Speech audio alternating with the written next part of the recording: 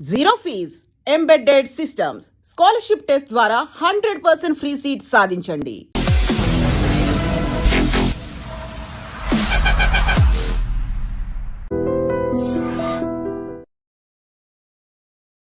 ఎక్కడెక్కడ invest. Welcome to this candid conversation exclusively on iDream. శ్రావణ మాసం లక్ష్మీదేవికి చాలా మంది పూజలు చేస్తున్నారు, కానీ నిజానికి లక్ష్మీదేవి అంటే ఐశ్వర్యాన్ని హ్యాండిల్ చేయడం ఒక పెద్ద కళ, ఒక సైన్స్ కూడా.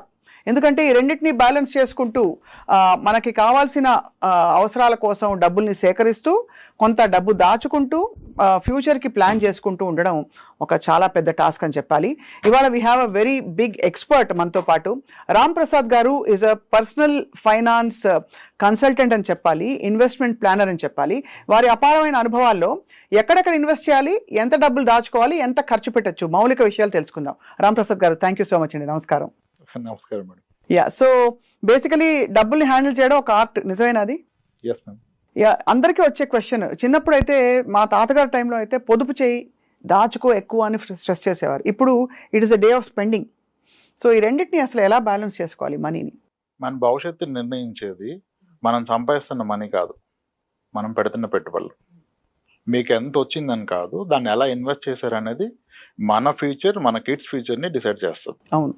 సో ఒక ఇండివిజువల్ వ్యక్తి యొక్క లైఫ్లో ద మోస్ట్ ఇంపార్టెంట్ థింగ్ ఏంటంటే it has to B investment and protecting his family. మళ్ళీ పాయింట్ వైజ్ చెప్పండి. రిస్క్ కవర్ ఉండాలి, అవసరాలకి డబ్బులు ఉండాలి, మూడోది ఫ్యూచర్ నీడ్స్ని ఐడెంటిఫై చేయాలి, నాలుగోది బహుశా లగ్జరీస్కి ఇతరత్ర ఇప్పుడు ఇంటెలిజెన్సెస్కి కూడా కొంత బఫర్ ఉండాలి. ఒక వ్యక్తి లైఫ్లో ఎంత సంపాదించాడు ఎంత ఇంపార్టెంటో, దాంట్లో ఆయన ఎంత అనుభవించారు అనేది కూడా ఇంపార్టెంట్. అవును కదా. I see lot of people after making money, creating more assets, they still live poor and die rich.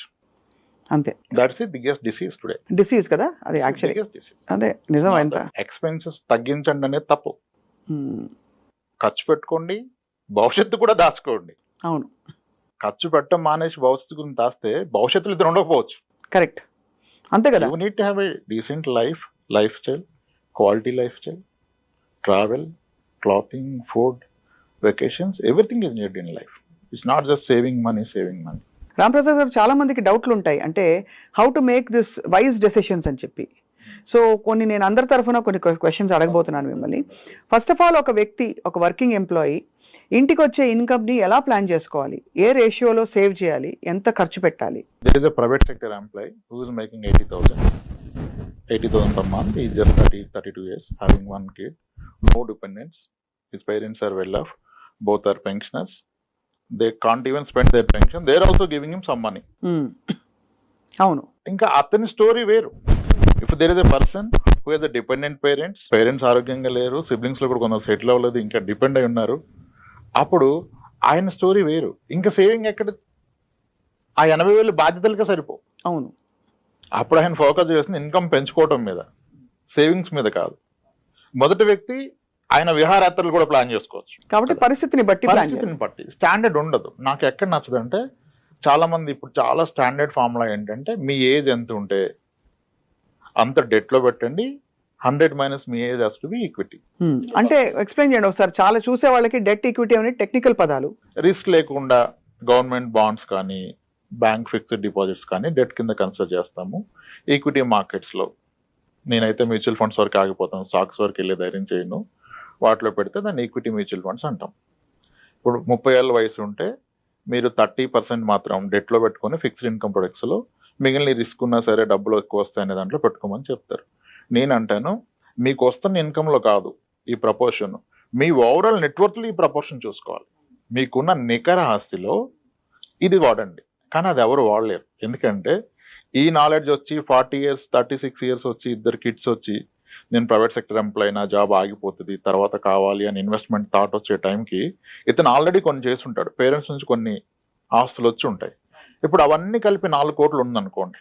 Let say someone ఇది లక్కీ ఇనఫ్, వాళ్ళ పేరెంట్స్ ఇచ్చారు, ఊర్లో ఒక పొలం ఇచ్చారు, ఇక్కడ 2 స్థలాలు కొన్నాడు, ఒక అపార్ట్మెంట్ కొన్నాడు, 4 కోట్లు ఉంది. ఇప్పుడు ఇతని జీతం 1 lakh ఉంది, ఇతని ఏజ్ 40. ఇప్పుడు ఇతను ఆ రూల్ ప్రకారం 40% డెట్లో పెట్టి 60% ఈక్విటీలో పెడితే, అతను అసలు పెడుతున్న అమౌంట్ లో కదా, మళ్ళీ అతను మొత్తం జీవితంలో కాదు కదా. అవును. అప్పుడు అసలు ఎన్నాళ్ళు పోతే ఏం సాధిస్తాడు ఈక్విటీలో? అవును. ఇప్పుడు పెడుతున్న 20,000లో మళ్ళీ 40% డెట్ లో పెట్టి 12,000 ఈక్విటీలో పెడితే 10 ఏళ్ల పాటు పెట్టినా ఆయన పెట్టింది ఎంత వచ్చేది ఎంత ఆ రోజుకి మన అసెట్స్ మళ్ళీ పెరుగుతాయి. అప్పుడు ఓవరాల్ ఆయనకున్న ఆస్తుల్లో చూస్తే మళ్ళీ ఈక్విటీ కాంపోనెంట్ 5% కూడా ఉండదు. కరెక్ట్. సో ఇది మీరు పెడుతున్న అమౌంట్ లో కాదు, మీకున్న నికర ఆస్తికి ఈ రూల్ అప్లై చేస్తే మేబీ మీరు సేఫర్ సైడ్ ఉంటారు. నికర ఆస్తి నెట్ వర్త్ ని ఒక వ్యక్తికి ఎలా క్యాల్కులేట్ చేయాలి? ఆస్తులు మైనస్ అప్పులు అంతే. కానీ అది చూసుకొని మురిసిపోతారు. దాంట్లో లిక్విడ్ అసెట్ ఎంత చూసుకోవాలి.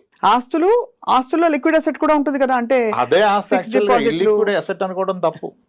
అంతే. మీ గోల్డ్ ఈజ్ లిక్విడ్, మీ బ్యాంక్ ఎఫ్డి ఈజ్ లిక్విడ్, మీ మ్యూచువల్ ఫండ్స్ ఆర్ లిక్విడ్, మీ స్టాక్ ఈజ్ లిక్విడ్. మీకున్న స్థలాలు పొలాలు లిక్విడ్ కాదు, ఇల్లిక్విడ్. ఇప్పుడు ఒకసారి మీరు అన్నట్టు వాళ్ళ పరిస్థితిని బట్టి వాళ్ళు ఎంత ఇన్వెస్ట్ చేయాలి, ఎంత సేవ్ చేయాలి అని అంటున్నారు కదా. ఉదాహరణకి కొండ గుర్తులు కొన్ని ఉంటాయి. నా జీతంలో ఎంత భాగం నేను ఈఎంఐలు పెట్టుకోవచ్చు, ఎంత భాగం నా జీతంలో నేను హౌస్ రెంట్ కట్టచ్చు, ఒకవేళ ఈఎంఐ లేదు బట్ హౌస్ రెంట్ ఉంది, what is the reasonable percentage అంటే ఏం చెప్తారు సార్? అదే మేడం, ఫస్ట్ నేను స్టార్ట్ చేసిన కన్వర్జేషన్. ఇప్పుడు 8 కోట్లు ఆస్తున్న వ్యక్తి అతని జీతంలో 50% రెంట్ కడితే కూడా తప్పలేదు. ఎందుకంటే ఆయన ఫ్యామిలీ ఏమి ఈయన జీతం మీద డిపెండెంట్ లేదు. ఆయనకున్న అసెట్స్ విల్ టేక్ కేర్ కదా, అవి చూసుకుంటాయి కదా, అప్పుడు ఎంతకైనా వెళ్ళిపోవచ్చు. నీకు ఏ ఆస్తి లేనప్పుడు ఇదే ఆధారం అయినప్పుడు ఎంత తక్కువ పెడితే అంత మంచిది. ఓహో. ఆ తక్కువలో మళ్ళీ సరైనది ఏది సరికాందేది చూసుకోవాలి. ఇప్పుడు పిల్లల ఎడ్యుకేషన్ అనేది the biggest best investment in life. అదే ఇప్పుడు అక్కడ కాంప్రమైజ్ అయిపోయి అక్కడ నేను లక్షలు పోయిను 1000 పోయిను అంటే భవిష్యత్తు ఎలా? కరెక్ట్. ఇప్పుడు I see lot of people, అంటే నేను ఇప్పుడు నా వయసు చిన్నదైనా నాకంటే పెద్దవాళ్ళని చాలా మందిని కలుస్తాను కదా, చాలా మంది దే ఆర్ మోస్ట్ హ్యాపీ వాళ్ళ పిల్లల మొదటి జీతం వీళ్ళ చివరి జీతానికన్నా ఎక్కువ లేదా ప్రజెంట్ జీతానికన్నా ఎక్కువ. అవును. అది అలా పాసిబుల్, అలా సాధించగల చాలా మంది ఆస్తులు ఏం కూడబెట్ల. అవును. పిల్లల్ని ఆస్తులుగా ఫీల్ అయ్యారు, వాళ్ళతో ఎక్కువ టైం స్పెండ్ చేశారు. మనీ ఒక్కటే కాదు, టైం కూడా స్పెండ్ చేయాలి కదా. వాళ్ళు ఆ టైం స్పెండ్ చేశారు, వీళ్ళ కష్టాలు చెప్పారు, వీళ్ళ ఆస్పిరేషన్ వాళ్ళకి చెప్పారు. అమ్మ నువ్వు డాక్టర్ అయితే ఇంకో మన కుటుంబంలో తరహాల్లో నువ్వు ఫస్ట్ డాక్టర్ అవుతావురా, అందరూ నా గురించి చెప్తాను, నేను గర్వంగా తిరుగుతాను. ఒక తను చెప్తే కూతురు అవుతుంది. డబ్బులు ఒకటే ఇచ్చేస్తే అవుతుందా? ఆ టైం అండ్ మనీ పెట్టిన వాళ్ళు వేరేది పెట్టలేదు. రైట్. సో కాబట్టి స్టాండర్డైజేషన్ లేదు ఎంత పెట్టాలని. ఆయనకు తెలుసు. ఇంకా నాకు వచ్చే జీతంలో ఇల్లు కొనలేను అనుకున్న వ్యక్తి పూర్తి జీతాన్ని పిల్లల మీద పెడితే ఆ పిల్లలు ఈరోజు ఆయనకు అద్భుతమైన ఇల్లు కొనిచ్చారు. అవును. ఎంతో మందిని ఫోర్స్డ్ విఆర్ఎస్ తీపించారు. అంటే రిటర్న్ వచ్చే ఇన్వెస్ట్మెంట్ మీద పెట్టాలి. పిల్లలు అన్నిటికంటే పెద్ద ఆపర్చునిటీ మీకు ఇన్వెస్ట్మెంట్ పరంగా, కానీ అక్కడ టైం కూడా పెట్టాలి. ఒట్టి మనీ పెడితే అవ్వకపోవచ్చు. అవును, కరెక్టే. మీరు టైం స్పెండ్ చేయకపోతే వాళ్ళు మీ దారిలోకి రారు. రాంప్రసాద్ గారు, గోల్డ్ ఒక చాలా ఫేవరెట్ ఇన్వెస్ట్మెంట్ మహిళలకి.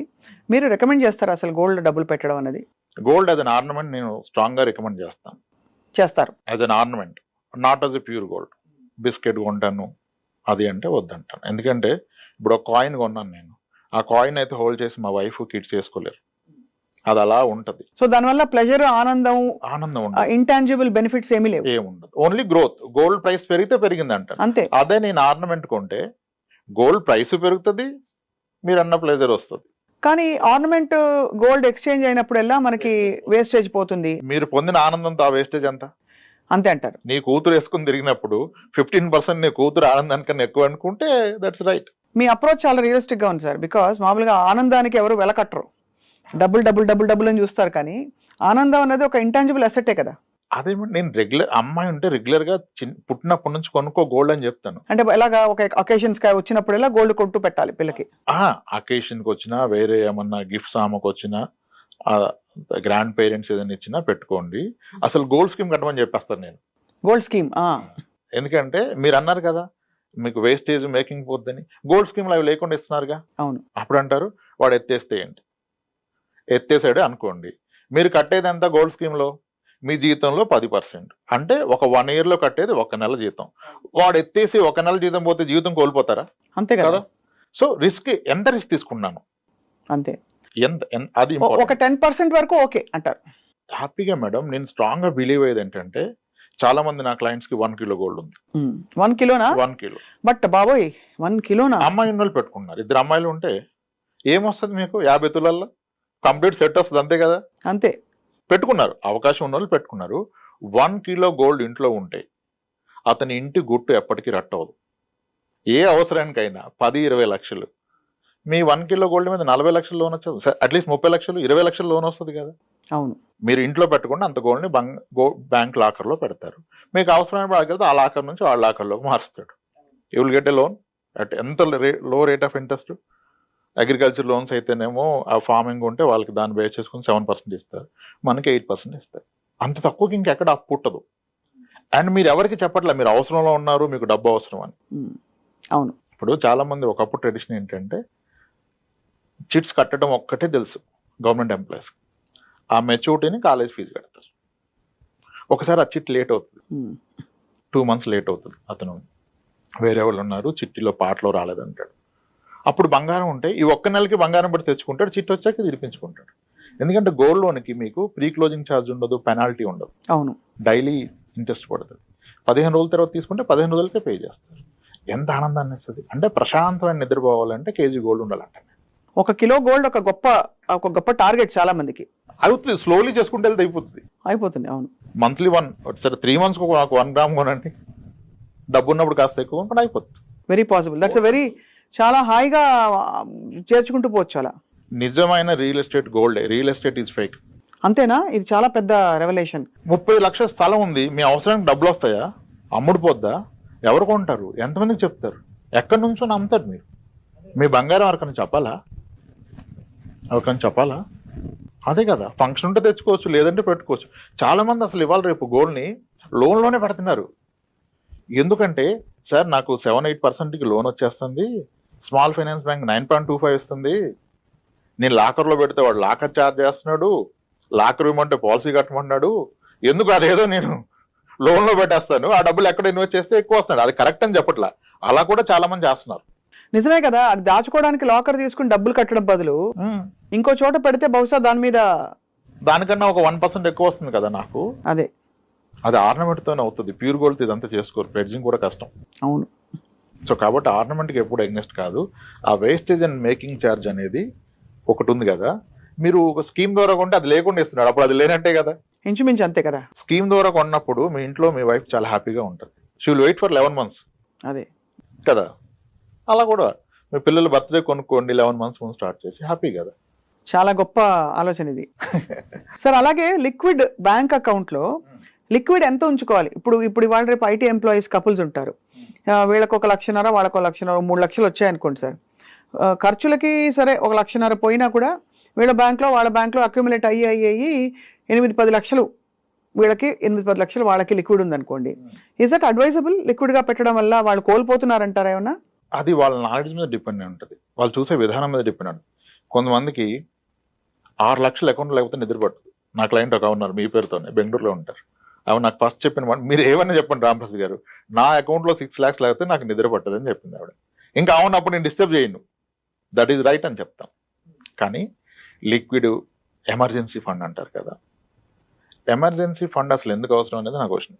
మెడికల్ ఇన్సూరెన్స్ ఉంటుంది అందరికి, అది ఉండాలి. అది లేకుండా ఎమర్జెన్సీ ఫండ్ పెడితే తప్పు, అది ఉన్నప్పుడు ఎమర్జెన్సీ ఫండ్ అవసరం లేదు. అవును. ఇంకేముంటది ఎమర్జెన్సీ అంటే గబుక్కుమని ట్రావెల్, ఒక ఫారిన్ ట్రావెల్ వచ్చింది, ఏదో ఎవరికో బాలేదో లేకపోతే వెళ్ళి చూడాలో, సడన్ గా ఒక పెళ్లి వస్తుంది, అప్పుడు లిక్విడేట్ చేసుకునే విధంగా ఉండాలి ఏదైనా. అయితే దానికి చాలా మార్గాలు ఉన్నాయి. ఎమర్జెన్సీ ఫండ్ బ్యాంక్ అకౌంట్లో, సేవింగ్స్ అకౌంట్లో ఉండి 3.25 ఇంట్రెస్ట్ జనరేట్ చేయాలా? ఇప్పుడు మ్యూచువల్ ఫండ్లో ఒక 40 లక్షలు ఉందనుకో, నెలకి 10,000 వేసి పెడితే ఒక 5 yearsలో అయిపోద్ది కదా. అవును. దానికి తోడు లంసం యాడ్ చేస్తే ఒక 10 lakhs 15 lakhs ఉంది మ్యూచువల్ ఫండ్లో. ఇప్పుడు వెసులుబాటు ఏంటంటే ఈక్విటీ మ్యూచువల్ ఫండ్ మీద కానీ, స్టాక్స్ మీద కానీ, ఈక్విటీ మ్యూచువల్ ఫండే పట్టుకోండి, స్టాక్స్ నేను రికమెండ్ చేయను. ఇన్స్టాంట్గా 15 minutesలో మీకు దాని మీద 50% లోన్ వస్తుంది. ఇంకా లిక్విడ్ ఎందుకు మీకు? అంతే. 15 minutesలో మీరు ఎయిర్పోర్ట్కి వెళ్ళే లోపల లోన్ క్రియేట్ అవుతుంది, మీరు క్యాబ్ బుక్ చేసుకుని క్యాబ్ ఎక్కే లోపల లోన్ వస్తున్నప్పుడు లిక్విడ్ ఎందుకు పెడతారు 3%లో? ఇన్స్టెడ్ ఏం చేయాలి, దాన్ని మ్యూచువల్ ఫండ్స్లో పెట్టాలి. మ్యూచువల్ ఫండ్స్లో పెట్టాలి ఎప్పుడు? లాంగ్ టర్మ్ గోల్ గురించి. ఆ మ్యూచువల్ ఫండ్లో ఒక 15 lakhs ఉన్నప్పుడు మీకు 6 lakhs ఫింగర్ క్లిక్ అవే, ఒక బటన్ నొక్కితే వస్తున్నప్పుడు ఇంకా అప్పుడు అవసరం లేదు. కానీ డే 1 నేను మ్యూచువల్ ఫండ్ 10,000 స్టార్ట్ చేశాను కాబట్టి ఏం ఉంచానంటే తప్పు. కరెక్ట్. అందుకే కేస్ టు కేస్. ఇప్పుడు అన్నకు బంగారం 1 kilo ఉంటే ఇంక ఇవన్నీ అవసరం లేదు స్టోరీ. అవును, అంతే కదా. అదే ఇంకా సేఫెస్ట్ గా అనిపిస్తుంది. సేఫెస్ట్ అదే యాక్చువల్ గా అందరికి తెలిసింది. ఇప్పుడు కొత్తది పరిచయం చేయాలంటే కష్టం. ఈ ఎపిసోడ్ భర్తలందరూ చూడాలని చెప్పి మేము కోరుకుంటాం అండి. భార్యల పేరిట గోల్డ్ కొంటారని. కానీ రాంప్రసాద్ గారు, పిల్లలు పెద్దవాళ్ళు అయ్యి ఉద్యోగాల్లో స్థిరపడిన తర్వాత డిపెండెంట్స్ ఎవరు లేని పక్షంలో వ్యక్తులకి, ఇండివిజువల్స్ కి రిస్క్ కవర్ అవసరం అంటారా? అవసరం లేదు అసలు. బికాస్ ఆల్రెడీ పెద్దవాళ్ళు అయిపోయారు. రిస్క్ ఎవరికి? వెనకాల ఉండే ఫ్యామిలీ మెంబర్స్ కి బాధ్యతలు తీయడానికి పోతే 20 లక్షలు వస్తాయి చేతిలో, 25 లక్షలు, వాట్ ఎవర్. వాళ్ళు పెద్దవాళ్ళే స్థిరపడిపోయారు అనుకోండి, వీళ్ళకి రిస్క్ కవర్, లైఫ్ ఇన్సూరెన్స్ లో అవసరం. రిస్క్ ఉండమే పెద్ద రిస్క్. అప్పుడు మీ వలన ఆదాయం లేదు, మీరు ఉంటే ఖర్చు, మీరు పోతే డబ్బు. అప్పుడు ఏ ఆలోచన రావచ్చు అవతల? అంతే కదా. బియాండ్ ఏజ్ ప్రతి ఒక్కళ్ళు కూడా ఇది నీళ్లు పళ్ళ మెరుగు, ప్రేమ కూడా కిందికి వెళ్దంటారు కదా. పిల్లల్ని ప్రేమించినట్టుగా తల్లిదండ్రులను ప్రేమించలేకపోవచ్చు అవును కదా. అప్పుడు మనకు రిస్క్ కవర్ ఉంటుంది. రిస్క్ కవర్ ఉండకూడదు అసలు. ఎల్ఐసీలు లేదు, ఈ పాలసీలు which give you risk cover along with money back, ఇట్లాంటివి అడ్వైస్ చేస్తారా మీరు? అసలు నేను అలాంగ్ విత్ మనీ బ్యాక్ చెప్పను. Risk has to be separate risk cover అంటాను. Only term insurance. దాన్ని మీరు ఇన్వెస్ట్మెంట్స్ మిక్స్ చేస్తే probably that will become wrong option. ఎందుకంటే మనకి రిటర్న్ తక్కువ వస్తుంది, చాలా తక్కువ వస్తుంది. బిలో ఇన్ఫ్లేషన్ వస్తుంది, ద్రవ్యోల్బణం కన్నా తక్కువ వస్తుంది. అప్పుడు మన మనీ పెరుగుతున్నట్టు కాదు, తగ్గుతున్నట్టు. సింపుల్గా ఒక typical endowment plan, guarantee return plan కడితే ఎలా ఉంటుంది? మీరు సంవత్సరానికి ఒక 20,000 కట్టారనుకోండి, 20 yearsలో మీరు కట్టబోయేది 4 లక్షలు. 4 లక్షలు గాను మీకు 8 లక్షలు వస్తుంటారు. చాలా బాగుంటుంది వింటాను. 8 లక్షల రూపాయలు వస్తుంది. మీరు నొప్పి తెలవకుండా సంవత్సరానికి 20,000, అది క్వార్టర్లీ, హాఫ్ ఇయర్లీ, మంత్లీ కడుతున్నారు. మనం మిస్ అయిన పాయింట్ ఏంటంటే 20 ఏళ్ల తర్వాత ఆ 8 లక్షలకు ఉండే విలువ ఏంటి? ఇన్ఫ్లేషన్ దట్ ఈస్ 1/4 అయిపోద్ది. యాక్చువల్లీ స్పీకింగ్ మనం కోల్పోతాం యాక్చువల్ గా దాన్ని పీవీఐఎఫ్ఏ అవన్నీ క్యాల్కులేట్ చేస్తే, అంతేగా. ఎస్, దాన్ని మిస్ అవుతున్నారు. మళ్ళీ ఇంకోటి, ఇతను 4 లక్షల పాలసీ కడితే ఇతనుకున్న లైఫ్ ఇన్సూరెన్స్ కవర్ 4 lakhs. అవును, పొరపాటున వ్యక్తికి ఏమన్నా 4 లక్షల ఫ్యామిలీ బ్రతకలేదు. అక్కడ 20 కట్టే బదులు 8,000 కడితే 50 లక్షలు టర్మ్ ఇన్సూరెన్స్ వస్తాయి. నిజంగా జరిగితే జరగరాంది ఈ 50 లక్షలు ఫ్యామిలీని సేవ్ చేస్తుంది. ఆ 4 లక్షల కార్యక్రమాలకు సరిపోవు. సో ఇది చాలా మంది తప్పు చేస్తారు. బికాస్ వాళ్ళకి రాబోయే వాట్ ఎవర్ ఎక్స్ట్రా మీరు చెప్పారు డబుల్ అయ్యి వస్తుందని, అది పెద్దగా కనిపిస్తుంది. బట్ 10 ఏళ్ల తర్వాత దీని వాల్యూ ఏంటో తెలుసుకోలేరు. యావరేజ్ సాలరీ ఎంత ఉండొచ్చు అనుకుంటున్నారు మీరు ఒక government employee 30 years back? 30 years back మా ఇంట్లోనే మా పేరెంట్సే ఉన్నారండి. వాళ్ళకి ఎంత 17-20 వేలు కూడా ఉండేది కాదు. Central government employees. మళ్ళీ ఆల్ ఇండియా రేడియోలో పనిచేసిన మా పేరెంట్స్కి చాలా మధ్యతరగతి కుటుంబం మాది. 4,000 ఉండేది మేడం. 4,000 అంటే మీరు అదే వీళ్ళు అనౌన్సర్స్ కాబట్టి కొంచెం హైయర్ ఎండ్ ఉంటుంది. అది హైయర్ ఎండ్. యాక్చువల్గా చాలా మంది, అంటే మేబీ మీరు కరెక్ట్ చెప్పారు లేదో తర్వాత వాళ్ళు ఇచ్చేద్దాం, కానీ చాలా మంది అడగగానే మాకు అప్పుడు 10,000 ఎంతండి, అసలు నేను ఫస్ట్ జీతం అడగను, అప్పుడు ఖర్చు ఎంత అంటాను. అప్పుడు ఎంత సార్ 4-5 వేలు అంతా అయిపోయేది అంటాను. అప్పుడు అంత ఉండదని అంటే, లేదు సార్ మేము ఎప్పుడు మంచిగా బ్రతికామంటారు. మంచిగా బ్రతికారు కాదంటలేదు, కానీ 4-5 వేలు అసలు అయ్యి ఉండదండి అంటే, లేదు సార్ అంటారు. సరే సార్ మీ శాలరీ ఎంత అంటే, ఉండొచ్చు సార్ ఒక 10,000 అంటారు. అప్పుడు కూడా కరెక్ట్గా రారు వాళ్ళు. నేను అంటాను సార్ ఒకసారి అది కూడా వదిలేండి, మీ ఫస్ట్ శాలరీ ఎంత అంటాను. 600 రూపాయలు సార్. 87లో ఎక్కానండి అంటాడు. 87లో 600కి ఎక్కితే మీరు, మీకు నెక్స్ట్ 10 ఏళ్ళు కాకముందే అది 10 రెట్లు పెరిగిపోద్దా? అంతే కదా. 3 సంవత్సరాలకి రెట్టింపు అయినా మా అంటే 2,000 ఉంటుంది మీ జీతం ఆ రోజుకి. 93-94కి మీరు 5,000 ఎలా ఖర్చు పెడతారు? అప్పుడు అంటాడు ఇదే తేడా ఉంది సార్, ఒక్క నిమిషం ఆగండి అంటాడు. కరెక్టే సార్ మీరు చెప్పింది, నా శాలరీ 1,700 సార్ అంటాడు ఆయన. అప్పటి వరకు 10,000 చెప్పేస్తారు. అంటే ఇప్పుడు మనకు చాలా ఈజీ అయిపోయినాయి కదా. అవును, అలా మిస్లీడ్ అవుతారు. 1980sలో అయితే most of the central government employees salary కూడా below 1,000. Only gazetted officers used to draw 2,000. అంటే ఆ రోజు ఒక ఫ్యామిలీ, ఒక ఎంప్లాయీ ఉన్న family monthly average expense 1,000 rupees. ఈ రోజు అదే ఫ్యామిలీకి పిల్లలు సెటిల్ అయ్యాక పేరెంట్స్కి హెల్దీగా ఉంటే నెలకు 30,000 ఖర్చు అవుతుంది. అవునండి. ఇన్ ఏ సింపుల్ లాంగ్వేజ్ ఇక్కడ మనం పట్టుకోవాల్సింది ఏంటంటే, 30 ఏళ్ల క్రితం మీకు నెలకి ఎంత ఖర్చు అయింది, ఇప్పుడు రోజుకి అంత అవుతుంది. This is the rule you need to catch for future calculation. అంటే ఈ రోజు మనకి ఒక లైఫ్ స్టైల్కి 50,000 అయింది, 1,00,000 అయింది అనుకోండి. మనం ఒక 30 years పోయాక మనకు 60-70 ఏళ్ళు వస్తే రోజుకి ఈ 1,00,000 రూపాయలు అవుతుంది, 30 లక్షలు అవుతుంది. ఎవరు నమ్మరు. నమ్మాల్సిన అవసరం లేదు. భవిష్యత్తును చూడక పాస్ట్ని చూడు. నేను అదే అంటాను, రిచ్ డాడ్ పూర్ డాడ్ చదివే కన్నా ముందు మీ డాడ్ని చదవండి మీరు.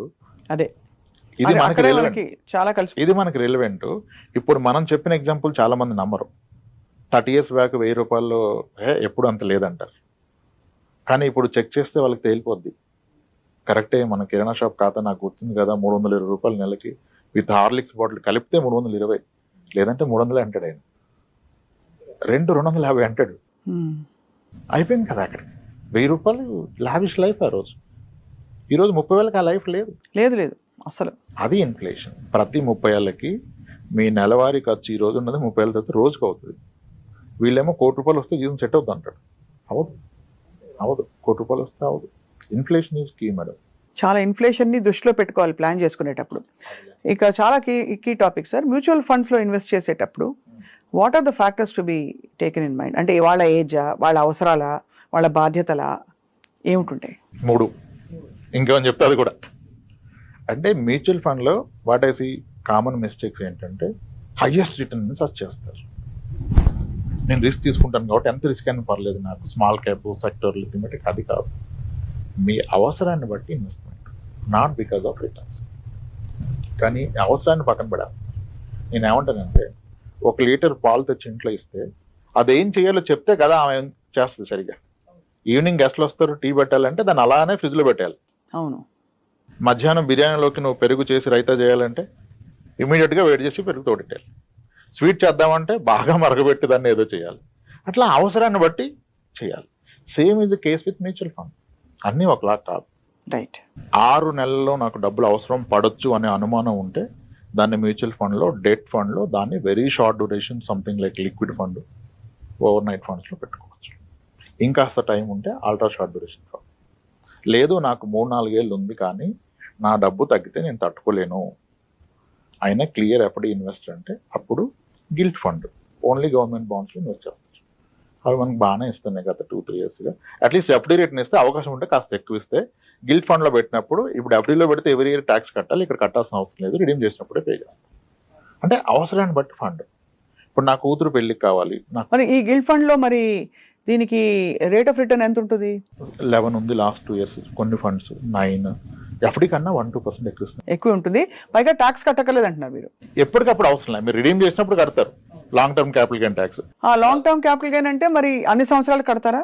సపోజ్ నేను 5 years at the rate of 11% పెట్టాను అనుకోండి, 5 years తర్వాత వచ్చిన సపోజ్ ఒక లంసమ్ ఒక 2 lakhs ఎక్స్ట్రా వచ్చింది అనుకోండి, దానికి 3 lakhs 5 lakhs అయింది అనుకోండి, జస్ట్ ఆ 2 lakhs మీద మీరు ఎంత కడతారు? 12.5% క్యాపిటల్ గెయిన్స్ ట్యాక్స్. అదే ఎఫ్డీలో ఉంటే ఎవ్రీ ఇయర్ వచ్చిన ఇంట్రెస్ట్ హైయర్ ట్యాక్స్ కట్టాలి. అది కూడా that attracts the income tax slab your in. ఒక పెన్షనర్ ఎఫ్డీలో పెడితే ఆయన పెన్షన్ వల్ల 30% ఉంటే దీని మీద మళ్ళీ 30 కట్టాలి కదా. కాబట్టి మీకు ఆ ఎఫ్డీతో పాటు జీతం కూడా ఉంటే మీ ట్యాక్స్ స్లాబ్ పెద్దదవుతుంది కదా. కాబట్టి ఇవన్నీ కన్సిడర్ చేసి తీసుకోవాలి. కాబట్టి ఇన్వెస్ట్మెంట్ ప్లానింగ్ అన్నది ఊరికే ఏదో అందరు కూడా కాదు, పారాసిటమాల్ కాదు ఇది, $650 వేసుకో ఫీవర్ వస్తే కాదు ఇది. అందరికీ కస్టమైజ్డ్ అండ్ వాళ్ళ బాధ్యతలు, గోల్స్, లైఫ్ స్టైల్ అన్నీ చూసి మీరు సలహాలు ఇస్తారు. ఆరోగ్య పరిస్థితి కూడా అంతే చూసి సలహాలు ఇస్తారు. Already severe diabetes, hyper tension ఉన్న వ్యక్తికి మీరు మళ్ళీ ఈక్విటీ ఇస్తే probably your reducing the life span. చాలా యూస్ఫుల్. ఎంత యూస్ఫుల్గా ఉందంటే ప్రాక్టికల్గా రాంప్రసాద్ గారు మీరు చెప్తున్నది. Finally I want to ask you one question.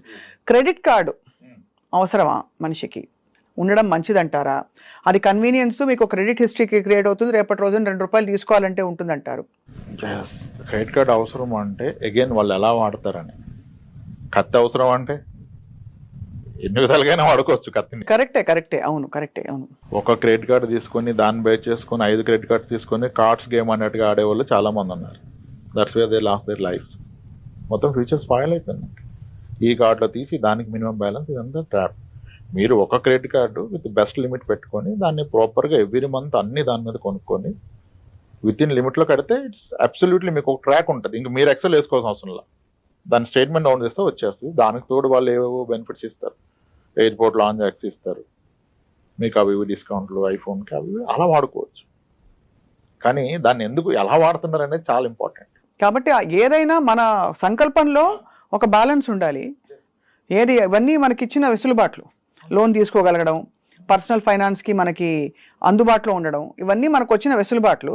But వాటిని చాలా తెలివిగా, విచక్షణతో వాడుకోవాలి. క్రెడిట్ కార్డు వాళ్ళు మనకి ఇచ్చేదే, మనం ఫెయిల్ అయితే they will make money.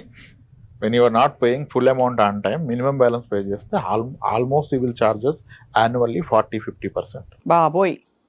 Monthly 3-5% చేస్తారు. చాలా మంది ఆ ట్రాప్లోకి వెళ్ళి మినిమం బ్యాలెన్స్లోనే ఉంటారు, అసలు తీరదు. అలా 10 మెంబర్స్ ఉన్నా దే కార్డ్ వాళ్ళు they make money. On time వాడుకొని ఆన్ టైం కట్టే వాళ్ళతో వాళ్ళకి ఏమీ రాదు. అంతే కదా. మేబీ కొన్ని టైప్స్ ఏమైనా రావచ్చు బ్యాక్ ఎండ్ లో కానీ. సో దాన్ని వాడటం చాలా important. So as we wind up Ramprasad గారు, of course people will contact you, మీకు డైరెక్ట్గా వాళ్ళకి ఏమైనా ఇంకా సలహాలు కావాలంటే మీరు వాళ్ళు మాట్లాడుకోండి. అయితే మీరు ఇచ్చే గోల్డెన్ ప్రిన్సిపల్ టువర్డ్స్ మనీ పట్ల మన యాటిట్యూడ్, ఒక గోల్డెన్ ప్రిన్సిపల్ చెప్పండి sir before we wind up. నేనైతే నాకు గోల్డెన్ ప్రిన్సిపల్ ఉంది. చెప్పండి, మీరు చెప్పండి. రెస్పెక్ట్ ఇట్, అంతే. That has to be respect అంటే దాన్ని వాల్యూ ఇస్తాము, రెస్పెక్ట్ ఇస్తాము, దాన్ని ఎక్కడ ఉంచాలో అక్కడే ఉంచుతాము. ఎక్కువ దాన్ని రెస్పెక్ట్ ఇచ్చే వాళ్ళని మనం మరీ దగ్గరకు లాక్కోం కదా, అదొక వనరు. It's all depends on the it's relation with money. How better you keep it's better better your life, your future. అంతే. దాన్ని స్పాయిల్ చేసుకుంటే you will never come out of it. చాలా యూస్ఫుల్ టిప్స్ తోటి చాలా మంది చేస్తున్న పొరపాట్ల మీద దృష్టి పెడుతూ మీరు చెప్పిన ఇన్ఫర్మేషన్ చాలా బాగా ఉపయోగపడుతుందండి రాంప్రసాద్ గారు. Thank you so much. నమస్కారం. Thank you.